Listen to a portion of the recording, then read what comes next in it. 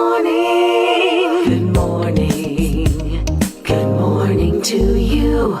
All right, good morning to you and welcome back. Just about 6 minutes to go before 7 o'clock. Success over and above reality. I love that. It's called S.O.A.R.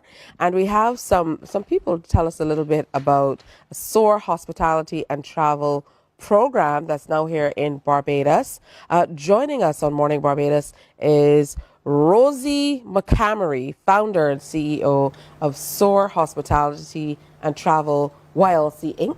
Yes, ma'am. Good morning. Welcome. Welcome. Thank you very much. And Naomi Garner, who is a senior intern with S.O.A.R. Hello, nice to meet you. Good to see you as well. Andre, who's been busy taking lots of photos and videos. Andre Blazingame is Chief Operating Officer with S.O.A.R. Good to have all of you here. Thank you. And to talk about this program that has brought you to Barbados in collaboration with Golden Sands and the Norma and Jean Holder Center, which used to be known as the Hospitality Institute here in Barbados. So I'm going to start with you, Rosie. Tell me a little bit about S.O.A.R. And then kind of take us on the journey of how you came to be here in Barbados through these amazing partnerships. Absolutely. So S.O.A.R. Hospitality and Travel, we are a nonprofit organization who caters to high school students, grades 9 through 12 in inner cities and low income backgrounds. And we teach them business and entrepreneurship and hospitality and travel. We also have a nonprofit community service arm. We are located in the States, but we are in the United States, and we have students from all over the States and even internationally. And so we're very excited to be here. We're very excited to do what we do. We were established in 2013, and in the height of the pandemic, we piloted a program, the Business and Entrepreneurship Series. It's a virtual program that allowed us to teach financial literacy, resume writing, presenting, and fundamentals of business and entrepreneurship, and bringing those concepts and those theories and the practices to our students within those inner cities, so that they have the knowledge base that they need for those life skills that they're going to need once they come out of school. That's beautiful. And a lot of volunteer work is hard work. So Andre, set the table. Where did this all come from? The desire to really work with and help inner city students and others kind of reach their full potential? That's actually a great question. Believe it or not, it started here in Barbados. So our mentor when we were in high school, a gentleman by the name of Gerald White, we grew up in the inner city that wasn't necessarily the most affluent, and we went to a high school that was one of the most poor performing high schools in all of the state. And Mr. White took some of us that grew up in that environment and said, you know what, you can be bigger and better than the environment that you're currently in. I have an opportunity for you. And of course, we had to work hard, put some things together to do it, to get here to Barbados. But he said, I want to take you international, so you can see a different culture, so you can see a different background. I have some connections. And so I myself had got an opportunity to present to our Board of Education about making this an instituted program at our high school and get funding from the school district to be able to take us.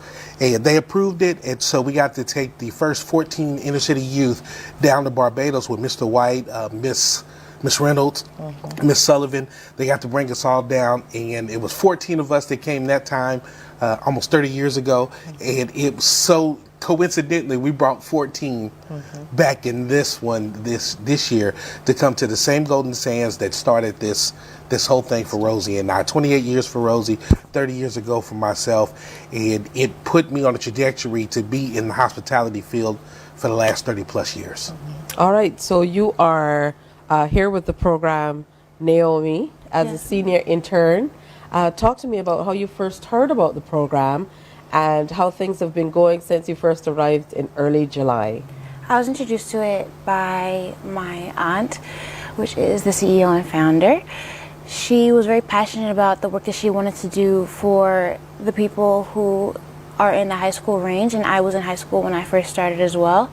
And even now, from graduating high school for after a year and being in college now, I still am actively within the program and actively supporting and actively here for the kids so that they can get that experience and know how it was for me and how I can help them with their experience as well. Tell me about what the difference it makes to be able to have some people of high school age see different places, experience different cultures. And I'm interested in hearing it from your perspective. I know that sometimes people of our generation don't necessarily see things the way that you do. Actually, they love it. I love it. Even with me not being in high school, it's very nostalgic to be in that environment that both my peers and my chaperones that came with us love to be around. We've learned a lot, we've done a lot, and it's really given me more of an outlook on life from a different perspective, somebody who's a little bit more fortunate than others. So it's been great. It's all about perspective, right? It's all about how you see things. Because here we are also talking about kind of giving some perspective to our young people, and there are young people coming here to kind of take in the Barbadian experience. So that says a great deal as well. What are some of the components of the program? So what are they doing whilst they're here in Barbados outside of enjoying the beach? I know that's a big part of it. Yeah, so we have, a program set up or a collaboration set up with the Palm Marine, where we were able to actually bring some of the students from Princess Margaret Secondary School to the Palm Marine, and then our scholars got to teach some of the modules that we've taught them online. They actually get to teach it in person to these same students. And so that's an honor, right? Because I, as the CEO and also an instructor for some of these programs, I've never actually gotten to teach the students live or in person.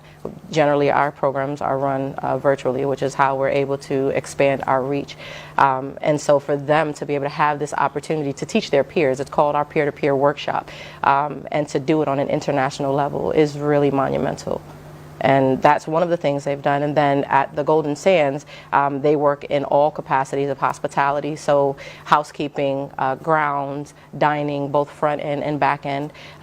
They've done reception and whatever else they can do to service at the Golden Sands. You know, essentially what we did 28 and 30 years ago.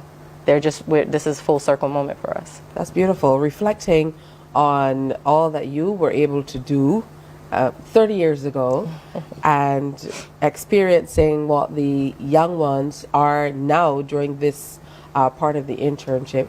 You know, what are some of the high points for you now as one of those people who's getting an opportunity to kind of set the table for what they do? One of the high points for me is being able to bring 14 students back here to where it started for me. Another high point is watching the camaraderie between them, because we have students from about 5 different states and possibly could be from all over the nation that know each other basically by virtual being in the classes. But then they get together outside, offline, and communicate there. And then they get to all come down here to the internship and learn each other face to face. And it has been a rewarding experience for me to see, you know, Pennsylvania, New Jersey, Texas, Florida, all coming from these different backgrounds and different communities coming together for one common purpose, to soar and really just excite their own possibilities. Right. It's probably the biggest and most rewarding thing that I've seen so far. The way that they've come together, and even from deciding on how they're going to govern one another has been impressive to see them and their growth. Right. So that's the biggest thing for me. The biggest thing for me in sitting here with you guys is hearing that you're so invested that if I ask for a success story, it could come from you, Rosie, and that makes all the difference. So go ahead and share it. We're here for it. A success story, Yes, being here. of this program, Yeah. and you know the influence it has Absolutely. had. The gentleman who introduced you to Barbados, now deceased Gerald White, you know, pretty interesting, because that sounds like a major name. That's right. Yeah, I think our success story is being here right now, in this moment, living in this moment, and being able to have our scholars with us to live out the dreams that we never even knew we'd be able to live out, and now seeing the next generations here doing the same thing we did 28 and 30 years ago. It's emotional for me, I think, because I never, who would have thought, that we'd be here right now and doing so much. And it's interesting that you keep telling Chef Andre to set the table, because he is a chef, right? So no even pun just, intended, right? But yeah, just for us to come from where, from our background, and to be here, she's a success story. Yeah. Just having her here and having her explain to you what this program has done for her. I don't have to tell you, she'll tell you. And she's done a phenomenal job since she's been with us, as have all of our scholars. They're phenomenal, and they all come from various backgrounds, but they, as he said, they all come with one common goal, and that is to soar.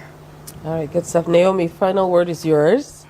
Okay. Most important person sitting up here, So tell me, what do you hope, or where do you hope your involvement with this will take you? Networking. I love the idea that we are talking to new people and expressing our love for the same thing, and with that leads to more connections. People who are in the program, kids of high school range and sometimes a little older than that, they are connecting with people and joining the classes, and we are connecting with them through that virtual. And then we have these programs where we go outside of the country and connect even more on a deeper level, on an emotional level. I've learned so many different emotions. I've learned so many different attitudes. I've learned so many different personalities, and I love it all because I would have never known any of these people without this program. So having to network and learn people from a different perspective than online is great.